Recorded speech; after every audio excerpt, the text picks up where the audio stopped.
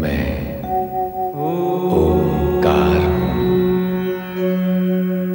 मानवीय मूल्यों के धरातल पर सद्भावना, करुणा, प्रेम, सत्य, निश्चलता और समभाव से निर्मित स्वस्थ और सुंदर जीवन रूपी भव्य भवन का मैं शिल्पकार, मैं ओंकार।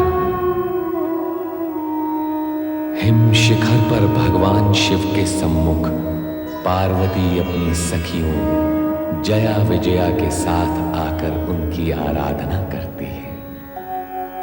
यद्यपि नंदी उनका स्वागत करता है, किंतु भीतर से वो भगवान शिव के कारण भयभीत भी है। उधर देवगण ब्रह्मा को खोजकर उनके समक्ष उपस्थित होते हैं और तारकासुर के अत्याचारों से मुक्ति का उपाय पूछते हैं। सरस्वती उन्हें ब्रह्मदेव के रचनात्मक कार्य में बार बार बाधा डालने से टोकती हैं, पर नारद वहां आकर देवगण के पक्ष में ब्रह्मा जी से सहयोग की अपेक्षा करते हैं। ब्रह्मा जी का ध्यान भंग होने पर वे भोलेनाथ शिव की शरण में जाने का आदेश देते। इसके लिए वे काशी विश्वनाथ की महिमा का गुणगान करते हुए उसे शिव की श्रेष्ठ भूमि और परम पूज्य ज्योतिर्लिंग बताते हैं और उसी की आराधना करने के लिए कहते हुए अर्धनारीश्वर से उत्पन्न नर नारी की कथा का वर्णन भी करते हैं।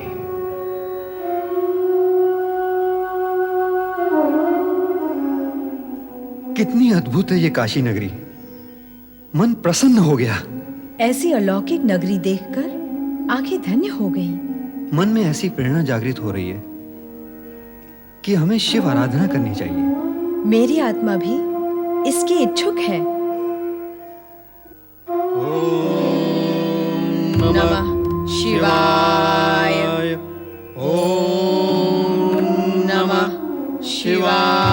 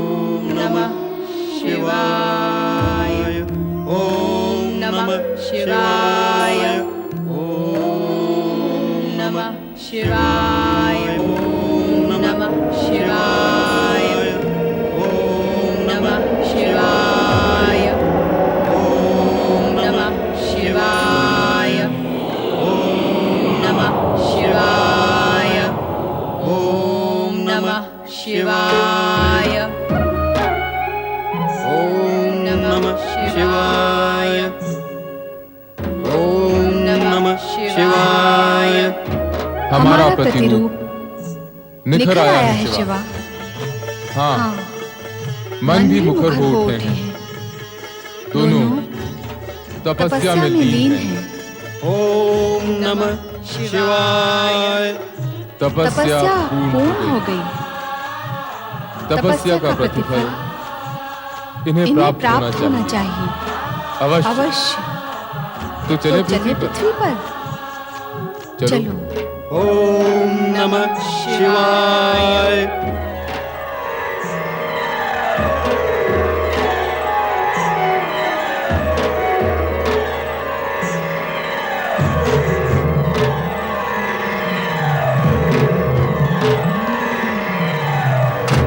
ओम नमः शिवाय।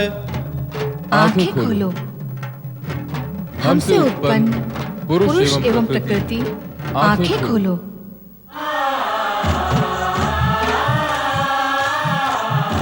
हमारी हमारी ओर देखो।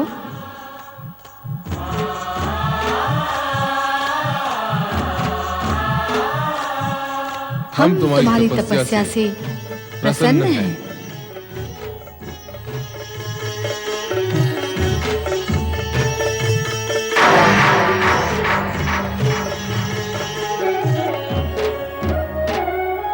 तुम अपने जिन माता पिता के दर्शन के लिए व्याकुल थे, वे हम ही हैं।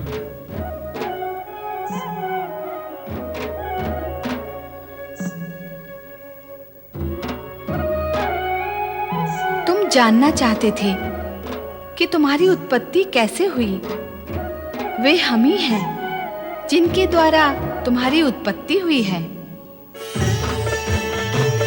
मैं तुम्हारा पिता हूं। मैं तुम्हारी माता हूं। आपका नाम क्या है? मेरा नाम शिव है। आपका नाम क्या है? मेरा नाम शिवा है। तुम दोनों ने हमारी आज्ञा का पालन करते हुए आदर्श नर नारी का रूप प्रस्तुत किया है।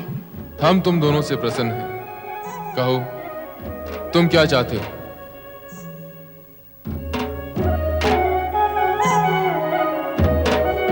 अपनी मनोकामना कहो, हम उसे पूर्ण करेंगे। हम क्या बताएं कि हम क्या चाहते हैं? हमारी मनोकामना क्या है, हमें ज्ञात नहीं। हम आप ही से उत्पन्न हुए हैं। आप ही बताएं कि हमें क्या मांगना चाहिए। हाँ, उचित यही होगा कि आप हमें बताएं कि हमें क्या चाहिए। प्रभु, हमसे उत्पन्न इन जगत के प्रथम नरनारी युगल की तपस्या को अमर करने के लिए आप सदा सदा के लिए काशी विश्वनाथ ज्योतिर्लिंग के रूप में प्रतिष्ठित हो जाएं। आपके ज्योतिर्लिंग की आराधना से काशी में मुक्ति कामना से आए आपके भक्तों का कल्याण होगा। तथास्तु।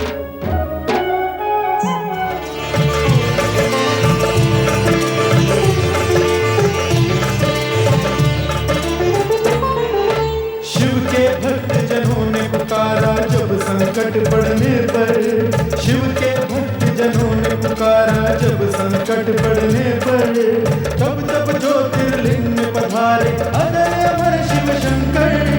अजय अमर शिव शंकर, अजय अमर शिव शंकर, अजय अमर शिव शंकर, अजय अमर शिव शंकर, अजय अमर शिव शंकर, अजय अमर शिव शंकर, अजय अमर शिव शंकर।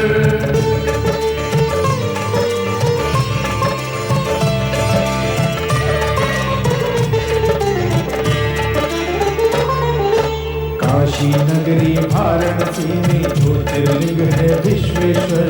मुक्ति धाम है ये काशी जो शिव जी का है प्रिय नगर। अविमुक्तेश्वर लिंग है जिसकी स्वयं प्रभु ने स्थापना की। इस लिंग के हर शिवकर ने पाशुपत योग से पूजा की। यह पे प्रकृति और पुरुष ने शिव शक्ति का ध्यान किया।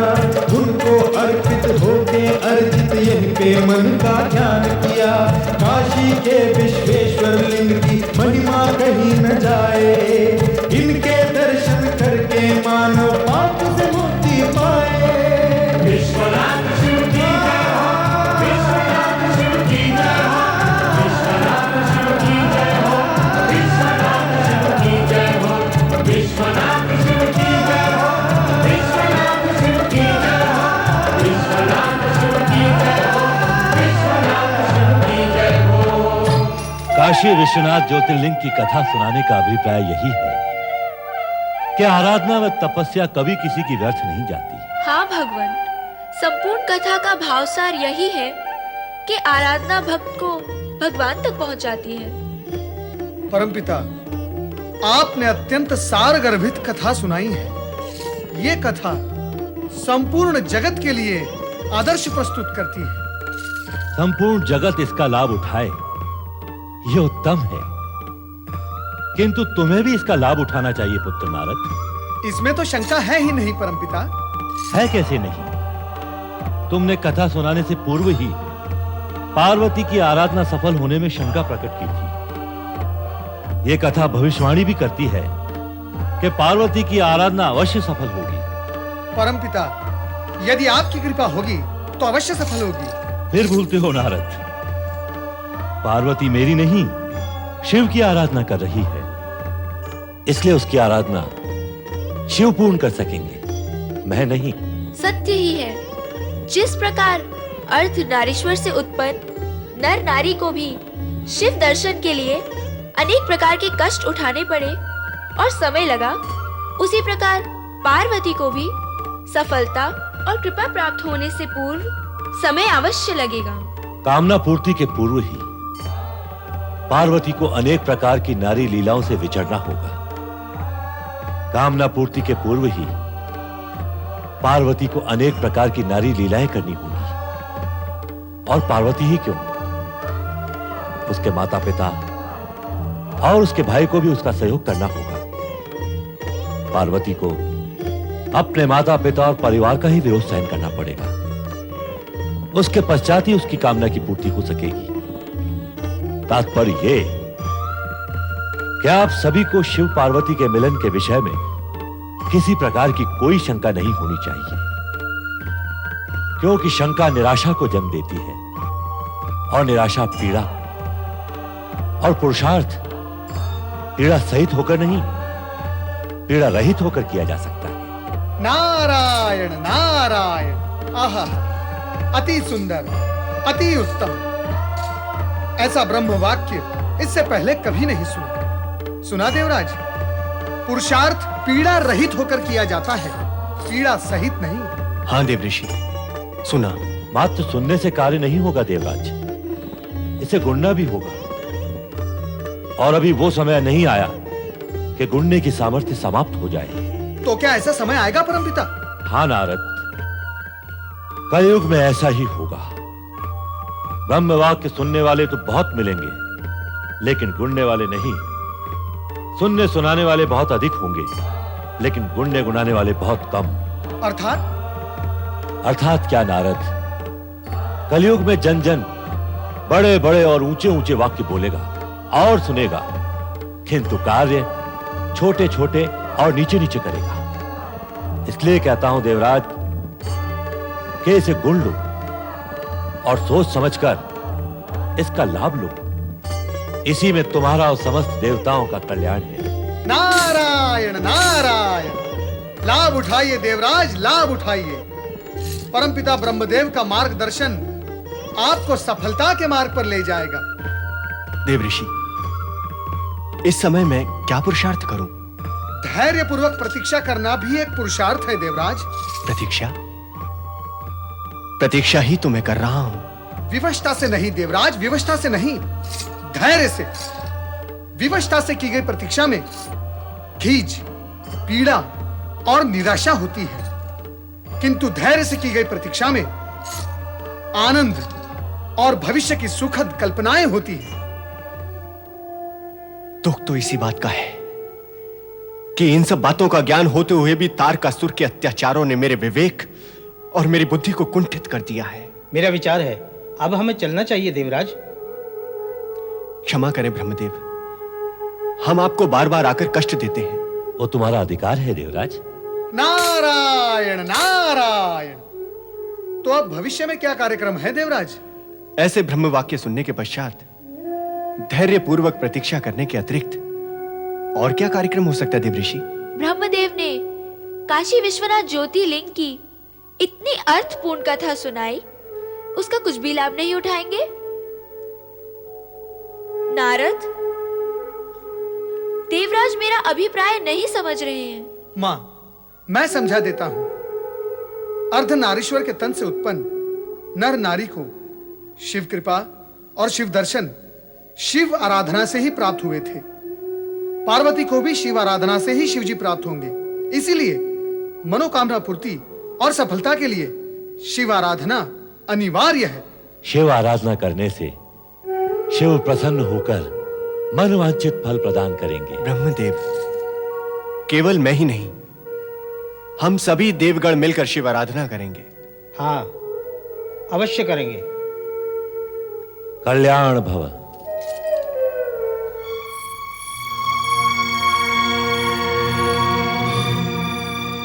कहाँ जाने की तैयारी हो रही है?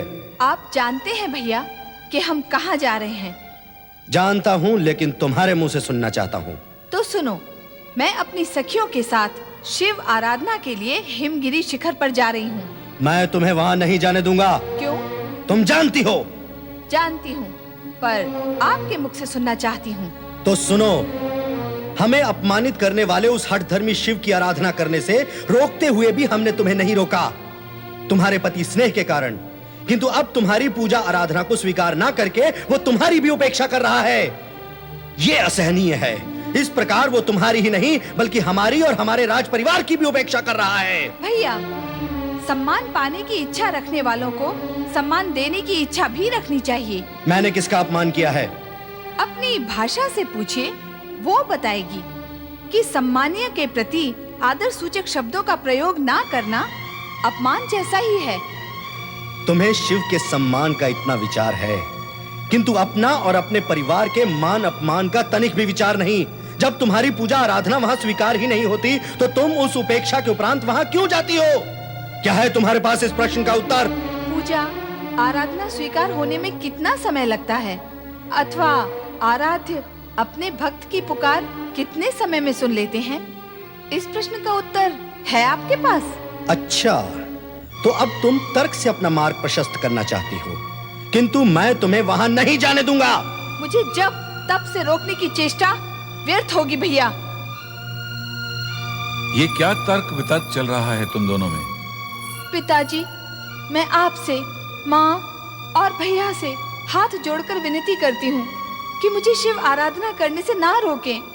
यदि रोका गया तो मेरे लिए अहितकारी होगा। पुत्री, जो तुम्हारे अहित में होगा वो हमारे हित में भी नहीं होगा। पिताश्री, आप पार्वती के शब्द जाल में ना आए। तो तुम्हारे क्रोध जाल में आ जाओ मेनाक। बुद्धि से काम लो पुत्र। जो हमारा अपमान करे वो हमारा शत्रु है। क्या अपने शत्रु का विरोध करना बुद्धिहीनता है? बिना सोच विचार किए किसी के प्रति शत्रु भाव रखना बुद्धिहीनता ही है पुत्र। भला शिव हमारे शत्रु कैसे हो सकते हैं? इससे पूर्व भी तुम्हें कहा था मैंने, भगवान शिव हमारे यहाँ अल्पकाल के लिए एकांतवास के निमित्त आए हैं। अल्पकाल के लिए। पुत्र कारण किसी के प्रति शत्रु भाव रखने से उसे तो लेश मात्र भी हानि नहीं होती है, किंतु स्वयं की हानि हो जाती है और उस हानि से शेष कुछ नहीं बचता। पुत्री पार्वती, तुम अपनी सखियों के संग जाओ और भगवान शिव की आराधना करो।